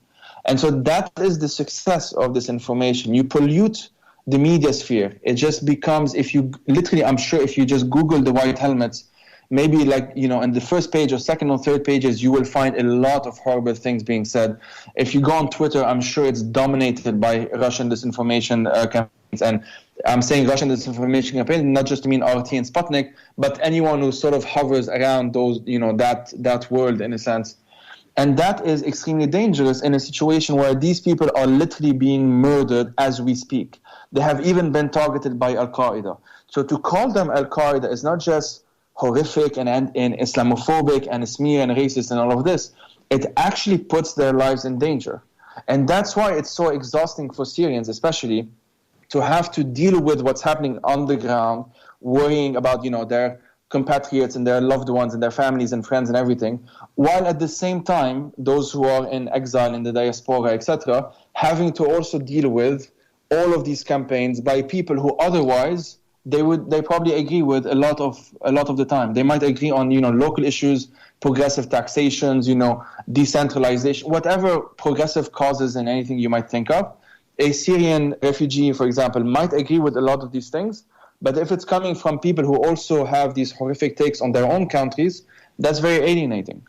This is The Final Straw, and I'm Bursts. You're hearing British Syrian activist and journalist Leila Al-Shami and Lebanese Palestinian writer and activist Joey Ayoub break down civil resistance movements in Syria and Lebanon. Yeah, and I guess we haven't really touched too much on not that you both personally have this experience, but I'm sure you know a lot of people who have, but about the Syrian diaspora. I mean, I mentioned it before because it was mentioned of folks in Lebanon, but yeah, I didn't think about how this sort of a lot of this conspiracy theory stuff sort of plays into the right-wing rhetoric and xenophobic rhetoric about people escaping the civil war there, or escaping war in Libya or other parts of the world that the West often views through an Orientalist and Islamophobic lens, bringing this contagion of terrorism with them or whatever. That's exactly it. I mean, I forgot who wrote this, but one of the writers, it might have been Rabin Yassin Kassab actually, who basically said just before Syrians arrived, we're talking about the recent arrivals obviously, on the shores of Fortress Europe and being demonized by the right wings and the far right as being all of these terrorists and, demographic threats and all of these slurs, they were already being, if not demonized, but treated with a lot of hostility by large segments of the left, because the armed component of the Syrian revolution starting around 2012 had to rely on foreign funding and foreign armaments and everything like this to kind of deal with the realities on the ground. And that scapegoating, in a sense, was built from the start. It was already there. It was not just suddenly Syrians started appearing in Europe and there was this massive momentum against them by the right. Of course, there was that as well. But it's the fact that those Syrians who were arriving in Europe, most of whom are not in Europe, obviously, they're in Lebanon and Turkey and Jordan and Iraq and so on. But those who are arriving in Europe, the fact that their stories were cancelled or deleted or, smeared or demonized in advance accelerates the process of dehumanization. If the refugees arriving on your shores, so to speak, are just people who are apolitical, who don't have opinions, who have not gone through something that you can relate with on a human-to-human level, if you want, then it is very easy to demonize them and to just treat them as all of these, smears that we've seen and horrific words that have been used in the media, especially in the UK, because, as I said, I was based there. It's very easy for that to happen than it is, for example, for Brits to use against French people and Germans. They still do that. You have Brexiters who are anti-German and anti-French, but it's much more difficult for them to do that because most Brits have some knowledge of, Germans and French. They interact with them for that matter or anything like that. It's easier to be xenophobic against Syrians for that reason, if you want. So understanding what's happening, the context of a country, especially one in conflict, putting in conflict in quotation because for me it's a term that doesn't mean much, like Syria's, also means supporting refugees that come to your shores. We've seen a lot of pro-refugee support on the American left, but that tends to kind of be cut off, from their experiences as refugees before they were refugees, as people who were in Syria living quote-unquote normal lives and then at some point having to leave. Whether they were political before or not all refugees were active in the protests and so on. Many were just, stuck in a bad situation. And that, for me, facilitates the rise of someone like Tulsi Gabbard, who is, quote-unquote, on the left, but who is openly Zionist, sympathetic with Hindutva in India, and has voted against refugee rights, etc., and still be tolerated, if not accepted and glorified and whatever, in these circles of, quote-unquote, the left, as long as she calls herself anti-war and anti-imperialism and anti all of these things. That's, for me, the danger, if you want, beyond the immediate danger that this poses on Syrian refugees, since we're using that example, or Libyan refugees, or really any place else in the world. That's the danger that it poses. I guess kind of shifting gears because I had thought to address this, I kind of forgot to. And this is kind of a strange place, I guess, but any place is a strange place to ask a question. But a lot of the coverage that this show has done of war in Syria has been specifically focusing on the struggles in northern Syria, particularly as relates to Kurdish majority areas and the PYD and the PKK-affiliated Kurdish movement, in part because I guess there's a better infrastructure for communication and discourse in the West, but also a lot of anarchists have for a long time, and leftists have for a long time, been in very active solidarity with PKK-related struggles.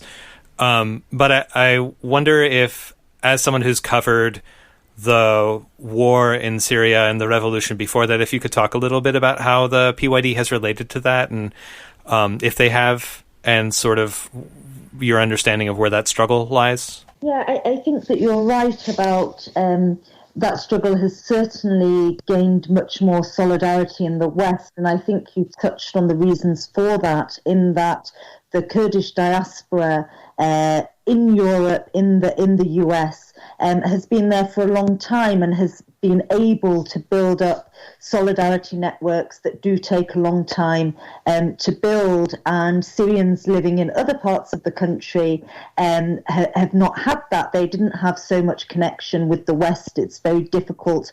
Obviously, even prior to the revolution, it was difficult for Syrians to travel, to get visas, to be outside.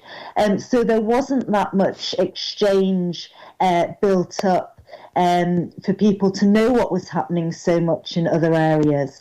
I think also, though, some of that has been down a bit to a Western Orientalism that kind of often likes to focus on minority groups. It often sees minority groups as being the most persecuted, some kind of racism maybe towards the Sunni majority in Syria and elsewhere, some kind of Islamophobia, which does tend to have a disproportionate impact in the way in which minority groups are able to attract solidarity. I mean, there's lots of things, very inspiring things happening within the Kurdish movement in northern Syria, which are directly attractive to anti-authoritarians and anarchists in the West, and I see why there is an appeal.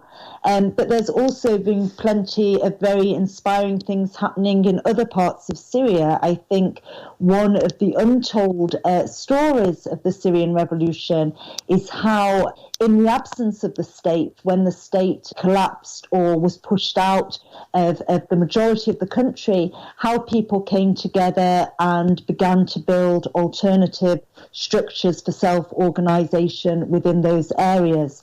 For example, when the state withdrew and pulled out services, people realized that they needed to build forums to keep their communities functioning. And the model that they looked to was actually a model developed by a Syrian anarchist called Omar Aziz, who advocated for the establishment of local councils as these kind of grassroots forums in which people could come together to discuss the needs in their community and how to self-organise in their community to keep services functioning, such as electricity supply, hospitals, water supply systems, education systems. That was a model which spread throughout Syria, leading to the establishment of hundreds of local councils throughout the country. And I think these kind of experiences of self-organisation and autonomous politics that happened as a direct result of the Syrian revolution should have been something that people outside were looking at and learning from. And that was a missed opportunity, I think. Possibly some of that was on us, on our inability to communicate effectively what was happening. But also, you know, we've had a lot of other priorities. It should have been people on the outside looking at what was happening inside Syria and seeing how they could find access to better information. I guess just to sort of close, since I've had you both on the phone for a very long time, where do you think the people's more democratic movements in these two venues are going? Are there any things to keep an eye on? And yeah, any direct ways other than countering misinformation that folks in the listening audience can do to support people living their best lives and you know, well, that's a weird way of putting it, but you know, support people who are struggling for autonomy and to uplift their dignity in Syria and Lebanon? I mean, from Syria's side, you know, I would love to be here and talk about all the opportunities for political solidarity to build the free Syria that we all want to see, but Syrians are facing a war of extermination right now, and the situation on the ground is so absolutely desperate in places like Idlib that I suppose any immediate call has to be a purely humanitarian call to try to pressure for a ceasefire to stop the assault by Russia and the regime on residential communities, to stop this humanitarian crisis from just spiraling absolutely out of control, which it is doing at the moment. I would encourage people to look at some of the Syrian-led organisations which are providing support to the internally displaced people on the ground. Mulham Volunteering is a wonderful organisation doing wonderful work. Violet's organisation, Kids Paradise. The immediate needs for survival take precedent over any other call, I think, right now. And then just to reiterate about being more informed, there are still many Syrians working to try to hold this regime accountable, to try to keep going with their desire to live in a free country. And I encourage people to find out who they are and to see which ways they can stand in solidarity with them. On the Lebanon front, it's very different for the simple reason that in many ways what's been happening in the past now almost 4 months is often described as a sort of a rebirth, as something that is very new. So you have a lot of very new momentum. So a lot of the media outlets, for example, that I mentioned before, were literally launched in the past few weeks. A few of them are the sort of children, if you want, of the offsprings of the 2015 movement, but others are really much newer than that. So you have websites that only have half a dozen articles, by now, and nothing more than that, and they're just building on that. So that's kind of the exciting part, is that we're having an emergence. I don't even know if it's a re-emergence because it hasn't really happened in decades, if ever. You have a re-emergence of for lack of a better term, sort of a civic society type of mentality. And that has a lot of limitations. Sometimes it's, let's say limited by a liberal paradigm or whatever. But that sort of just creates a space. It's a kind of a momentum that you can be inspired from to push for ideas that are more progressive. So that's, again, what folks like me are trying to do. I'm just a writer. There are other people who are really doing much more direct work on the ground. You have types of soup kitchens that have popped up in places like Beirut and Tripoli. You have independent unions that are being formed because the actual unions, the current ones anyway, are either co-opted or just rendered really weak and useless. On the same line, you have independent media workers, as I mentioned, because, again, the mainstream ones, you can have good people who are working within mainstream outlets, but they tend to be limited by those mainstream outlets' priorities, let's say. So you have a lot of these very interesting things that are happening. And I guess that's one of the more immediate, if you want, differences that one can see. But I really think at the same time, in the same way as in Syria, you had this outburst of creativity, and you had, arts and music genre that were never explored before that have since been explored, like metal and rap and hip hop and so on.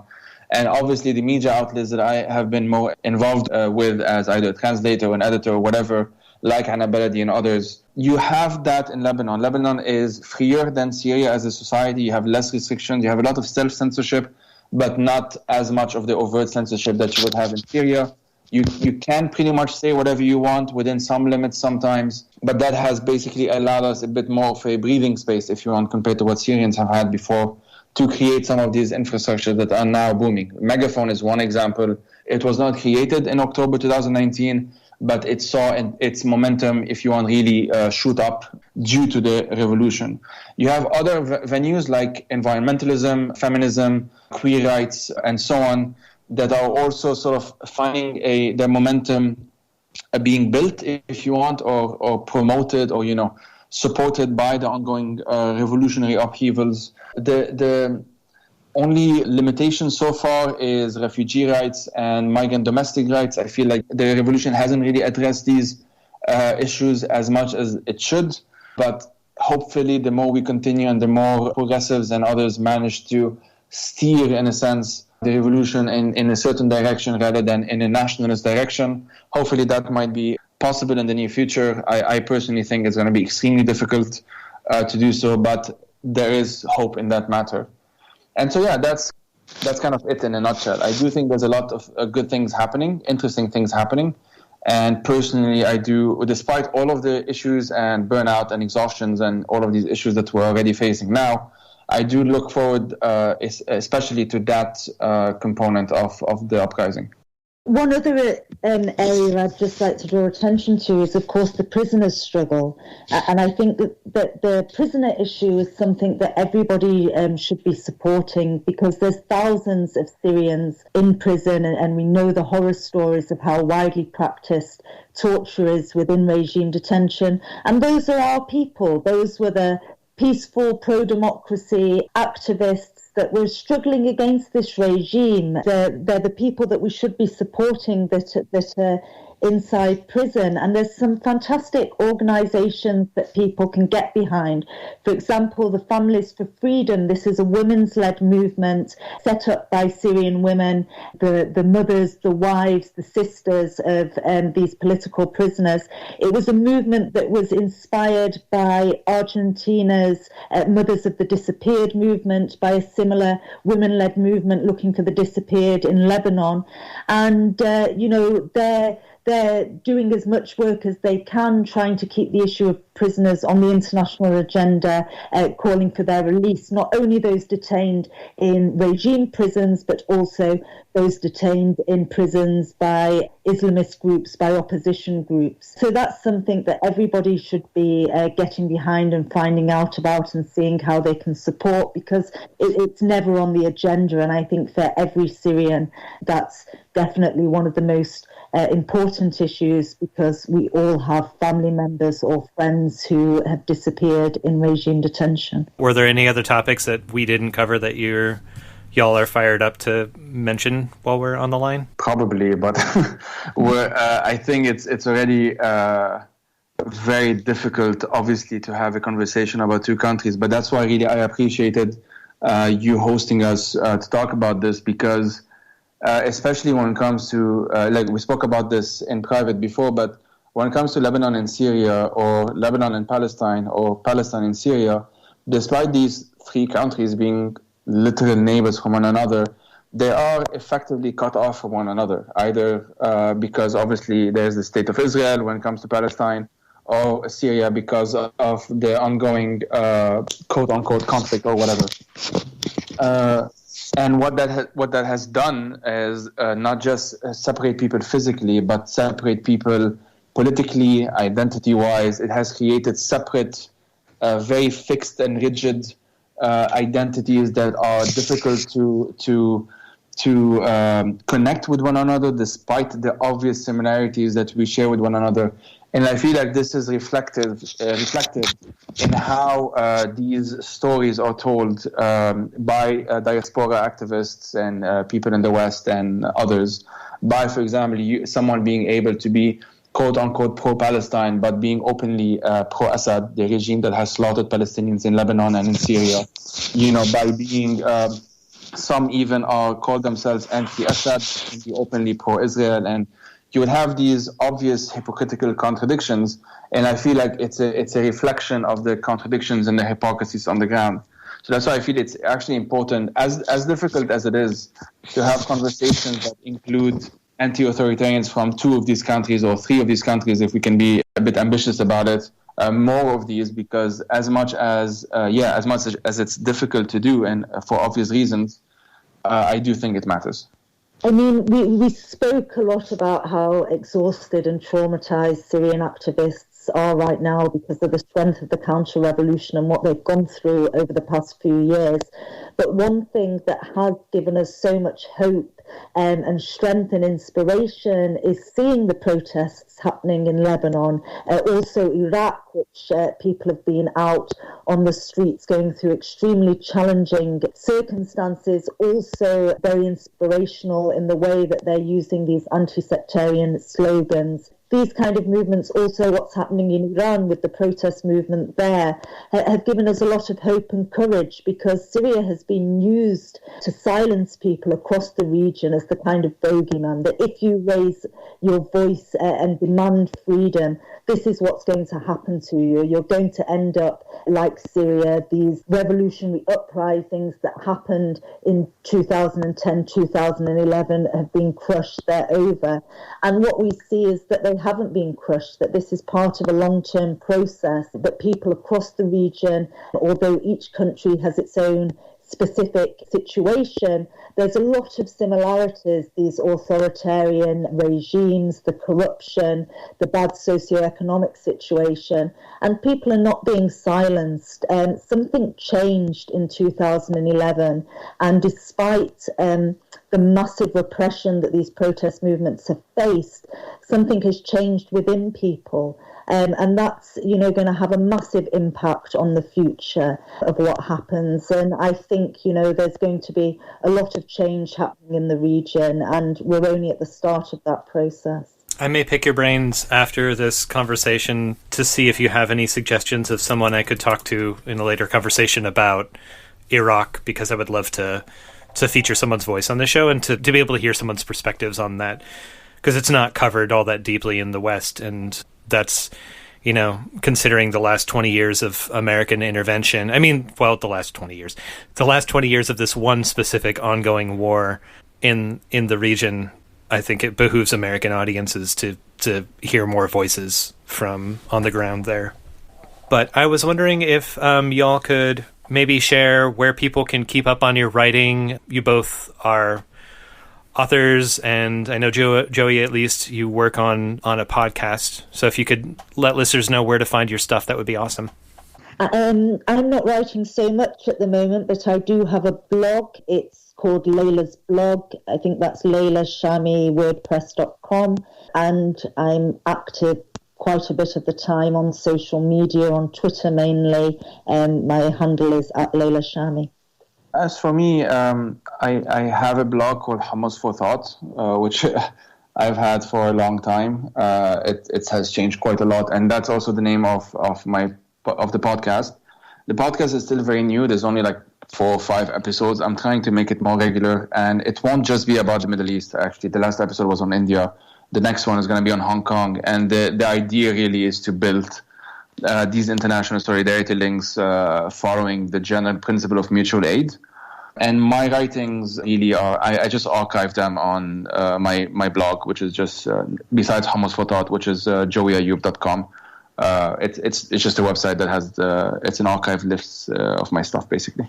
Thank you so much for having this conversation. I really appreciate it. Thank you for inviting us. Thanks a lot, man.